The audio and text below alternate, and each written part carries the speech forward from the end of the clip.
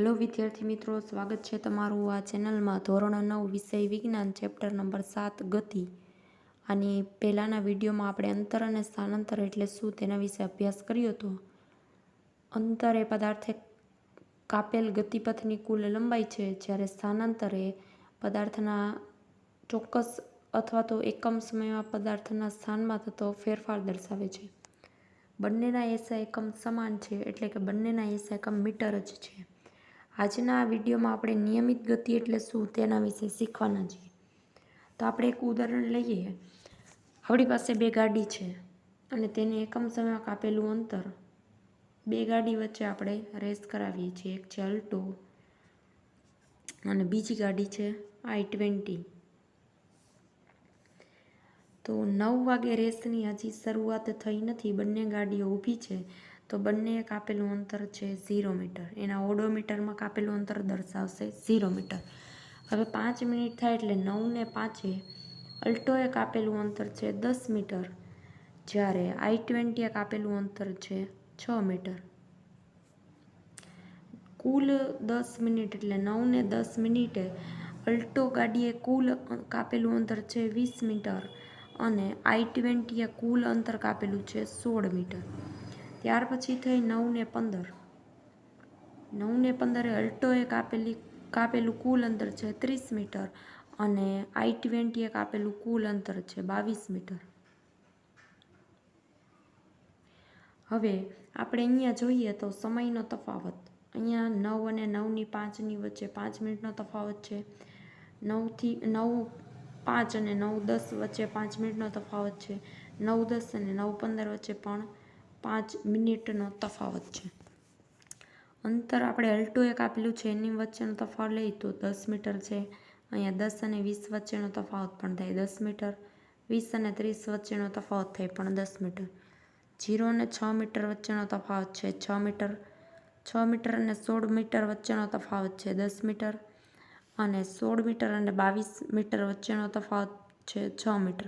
તમે અહીંયા જોશો તો દરેક 5 મિનિટમાં અલ્ટો ગાડીએ જે અંતર કાપેલું છે એનો તફાવત છે 10 મીટર। દરેક સમયે એનો તફાવત સમાન છે, પરંતુ i20માં ક્યારેક 6 મીટર કાપે છે તફાવત જોવા મળે, ક્યારેક 10 મીટર જોવા મળે છે। તો અહીં અલ્ટો છે એ એકમ સમયમાં એક સરખું અંતર કાપે છે, આથી એ નિયમિત ગતિ કરે છે એવું કહેવાય। અને i20 છે એ એક સરખા સમયગાળામાં એટલે દરેક 5 મિનિટમાં એક સમાન અંતર કાપતી નથી ગાડી, એટલે અનિયમિત ગતિ કરે છે એમ કહેવાય। તો હવે આપણે વ્યાખ્યા સમજીએ। જો કોઈ ગતિમાન પદાર્થ સમયના એક સરખા ગાળામાં એક સરખું અંતર કાપે તો તે નિયમિત ગતિ કરે છે એમ કહેવાય। ફોર એક્ઝામ્પલ, 1 સેકન્ડમાં પદાર્થે કાપેલું અંતર 5 મીટર છે, બીજી સેકન્ડમાં પદાર્થ 5 મીટર અંતર કાપે, ત્રીજી સેકન્ડમાં 5 મીટર અંતર કાપે તો તે પદાર્થ નિયમિત ગતિ કરે છે એવું કહેવાય। ઉદાહરણ તરીકે તમને આપેલું છે કે એક પદાર્થ 10 મીટર અંતર પ્રથમ 1 સેકન્ડમાં કાપે, બીજું 10 મીટર અંતર બીજી સેકન્ડમાં કાપે, ત્રીજું 10 મીટર અંતર ત્રીજી સેકન્ડમાં કાપે, તો અહીં પદાર્થ એક સરખા સમયગાળામાં એક સરખું અંતર કાપે છે, આથી તે નિયમિત ગતિ કરે છે એમ કહેવાય। હવે પછી આપણે જોઈએ કે અનિયમિત ગતિ એટલે શું। હવે જો તમને નિયમિત ગતિ એટલે શું તે સમજાઈ ગયું હોય સરળતાથી, તો એનાથી તદ્દન વિરુદ્ધ હોય અનિયમિત ગતિ। જો કોઈ પદાર્થ એક સરખા સમયગાળામાં એક સરખું અંતર ન કાપે તો તે પદાર્થ અનિયમિત ગતિ કરે છે એમ કહેવાય। ફોર એક્ઝામ્પલ, પહેલી સેકન્ડમાં પદાર્થે કાપેલું અંતર છે 5 મીટર, બીજી સેકન્ડમાં પદાર્થે અંતર કાપેલું છે 3 મીટર, વળી ત્રીજી સેકન્ડમાં પદાર્થે કાપેલું અંતર છે 6 મીટર। તો અહીં પદાર્થ છે એ એક સરખા સમયગાળામાં એકમ સમયમાં એટલે કે દરેક સેકન્ડમાં સમાન અંતર નથી કાપતું, આથી તે અનિયમિત ગતિ કરે છે એમ કહેવાય।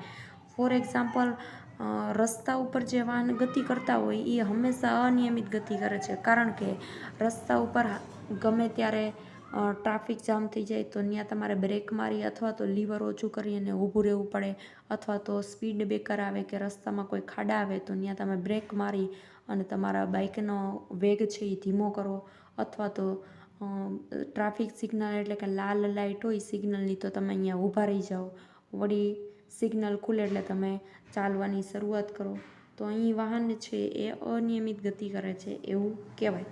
જો કોઈ ગતિમાન પદાર્થ એક સરખા સમયગાળામાં એક સરખું અંતર ન કાપે તો તે અનિયમિત ગતિ કરે છે એમ કહેવાય. ઉદાહરણ તરીકે, ભરચક રસ્તા પર વાહનની ગતિ અનિયમિત ગતિ કહેવાય.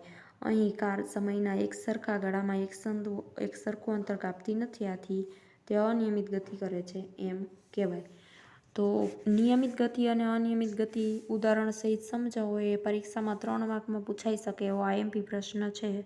જો તમને કંઈ પ્રશ્ન હોય તો કમેન્ટમાં જરૂરથી જણાવજો.